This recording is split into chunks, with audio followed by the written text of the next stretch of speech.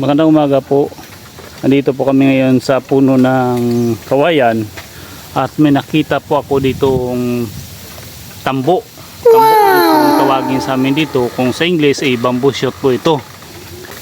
Mahirap po itong makita sa camera kasi maraming mga sa tinik yung kawayan dito. Yan po, dalawa po sila. Yan po, at may nakita na naman ako na isang tambo. Nandyan po sa loob. So andun sa yan. So, sana po makuha namin po ito kasi masarap pag mahirap kunin.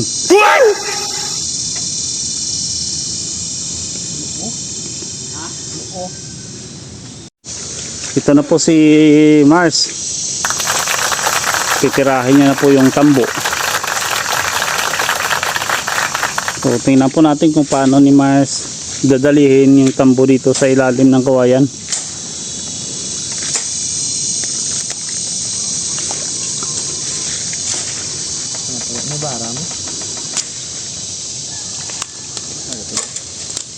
So makakuha ka talaga ng tambo ng kawayan, pero paghirapan mo muna.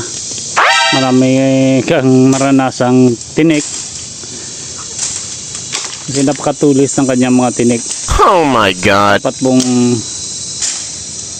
kunin mo muna yung tinik dito sa labas bago ka makapasok sa kanyang puno. Ayaw, di ma! Diyan na po at malapit na po si Mars. Malapit na po siyang matinik.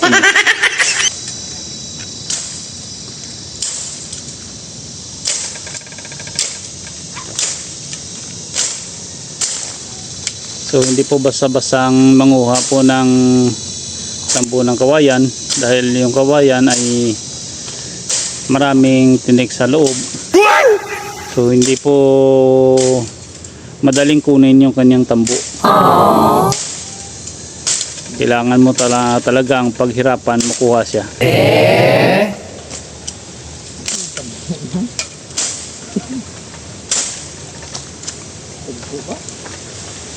Yan na po at pwede po na ganyan? malapit na makuha. So po, kailangan pang kunting linis ng mga tinik dyan. Mabuti na lang at andito sa tagiliran tumubo, hindi sa kaloob-looban ng mga kawayan.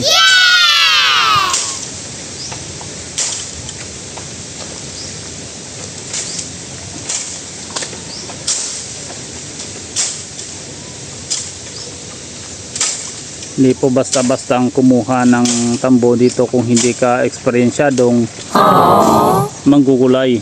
Oh yes! O bilib ako sa magnanakaw. Kahit marami pang tinik, talagang hindi mo alam na nakuha na pala ng magnanakaw yung tambo kasi kanilang ginagapang sa ilalim. Oh my God! Na po at makikita na po natin yung tambo sa loob.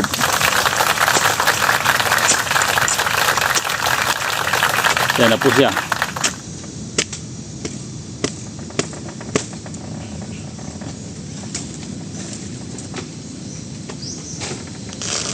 Binuno na po ni Mars ang tambo.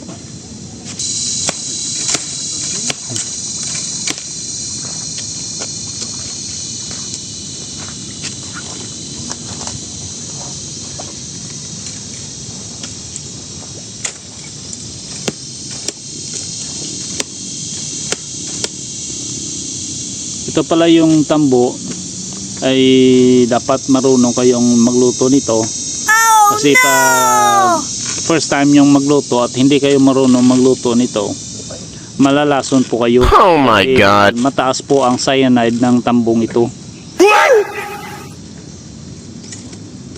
Dapat po na pag kayo ay nagluto nito, pakuluan nyo po ng matagal at saka i-drain nyo yung tubig. Perfect! At itapon. Hugasan nyo po ulit at bago lutuin. Kasi pag hindi nyo hugasan at ma-boiled ng matagal, mararamdaman nyo sa inyong dila na parang nagnanamb, Oh my god. mapakla yung lasa. Yan po yung ano ng cyanide, yung kanyang epekto ng cyanide sa ating dila.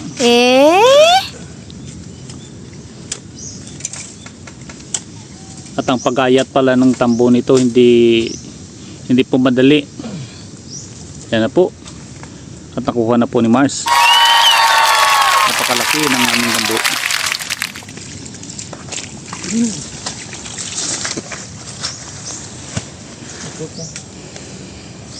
Ito yan.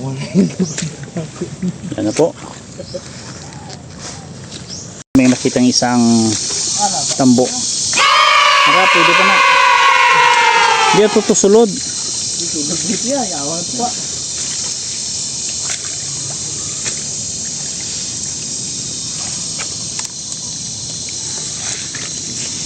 Sulod, yawan pa. Di man. Radio. Ari po.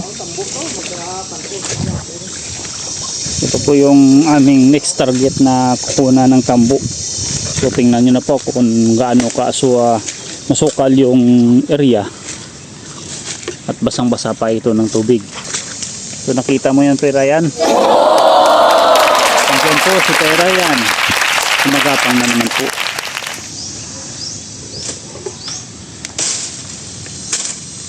So masarap ang tambo kapag ito'y fresh na nakuha.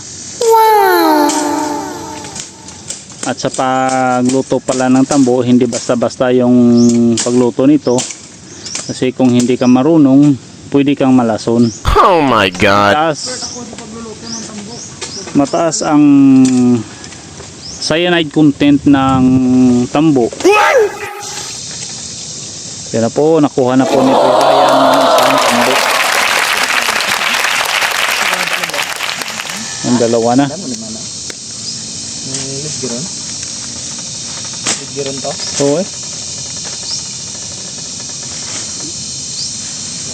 Ito pa to, may sapaw. Palibutan ni Bulldog eh. Ito panguha sa daan. Bigla ito ka oh. Kita mo daw. Atong taas na oh. Hindi pwede. Ha? Nakwayan ko dito. Hindi mo natin. Ari na area niya dito. Yan na po sila yung tumiran tambo. Eh? Abi pwede na. Kulang na gro, pre. Sabay punta lang, kulang na daw. Oo.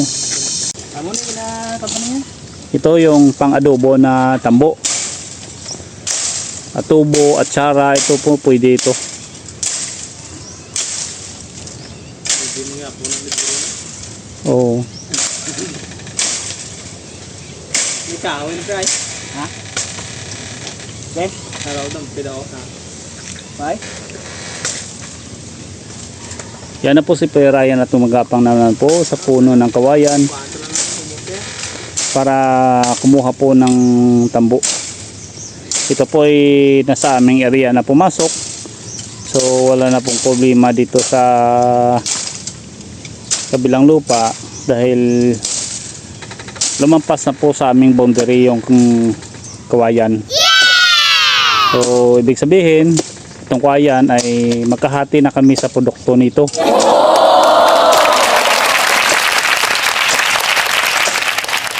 Yan na po at napakalaki. Ito po yung tinatawag na tinapas yung tambo. Ayaw di ma. Yan, pwede pa yan. Basta malambot lang yung kanyang laman. Perfect. Huwag lang yung talagang matanda na nakawayan. So pwede pa. Okay na ganun. Pwede pa yan, pre. Yung puti. Pwede pa. Pwede pa na. Te, umok pa. Okay. Umok pa. Ito po, pwede pa na, pre. Ha? Pwede pa na humok na. Okay. Tiga na? Tiga na. O, tiga na. Hindi na eh. Yan na po ang aming nakuhang tambo. So, yan po si Master Mars. Yung master sa pagnanakaw ng tambo. At assistant niyang si Ryan. Yan na po. Maraming salamat po. Paki-support po ng aming channel. Paki-share, like, subscribe, and follow naman po sa aming Facebook page. Thank you po. Maraming salamat.